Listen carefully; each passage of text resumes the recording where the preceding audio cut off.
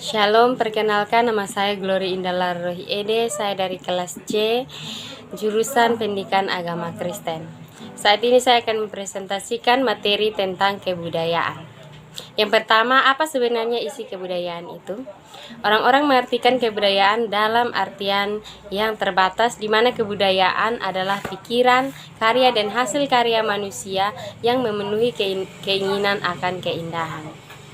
Atau dapat disederhanakan bahwa kebudayaan adalah kesenian. Konsep ini sangat sempit artinya. Yang berikut adapun unsur-unsur kebudayaan. Yang pertama, sistem religi dan upacara keagamaan. Yang kedua, sistem organisasi kemasyarakatan. Yang ketiga, sistem pengetahuan. Yang keempat, bahasa. Yang kelima, kesenian. Yang keenam, sistem mata pencaharian hidup. Yang ketujuh, sistem teknologi dan peralatan. Yang kedua adalah bagaimanakah kebudayaan itu terwujud. Yang pertama, dengan semangat persatuan tinggi agar tidak terpecah belah. Artinya dalam hubungan kebudayaan sering terjadi perpecahan dikarenakan ada perbedaan tradisi setiap negara untuk menghindari terjadinya perpecahan tersebut. Di mana dalam hal ini globalisasilah yang menuntut setiap pihak agar menghargai ruang lingkup dunia. Yang kedua, hubungan kebudayaan bisa terwujud jika keberagaman budaya kita sikapi sebagai rasa saling menghormati sehingga hubungan antar budaya menjadi lebih baik.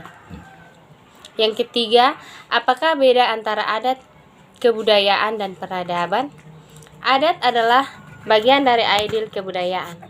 Kebudayaan berasal dari kata Sanskerta budaya, ialah bentuk jamak dari budi yang berarti budi atau akal.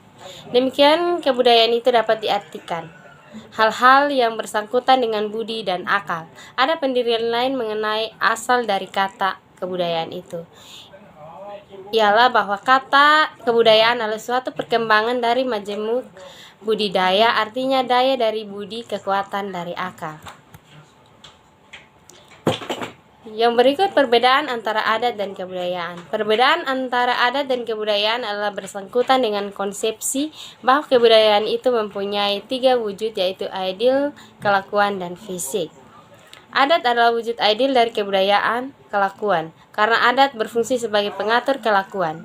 Contoh dari suatu nilai budaya, terutama dalam masyarakat kita, adalah konsepsi bahwa hal yang bernilai tinggi adalah apabila manusia itu suka bekerja sama dengan sesamanya berdasarkan rasa solidaritas yang besar.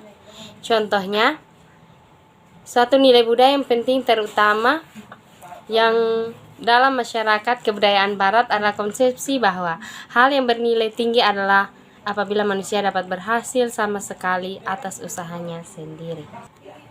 Yang keempat adalah apakah pranata kebudayaan. Adapun pranata institusi itu mengenai perlakuan berpola dari manusia dalam kebudayaannya. Seluruh total dari kelakuan manusia yang berbeda yang berpola tentu bisa kita rinci menurut fungsi-fungsi khasnya dalam memenuhi kebutuhan manusia dalam masyarakat.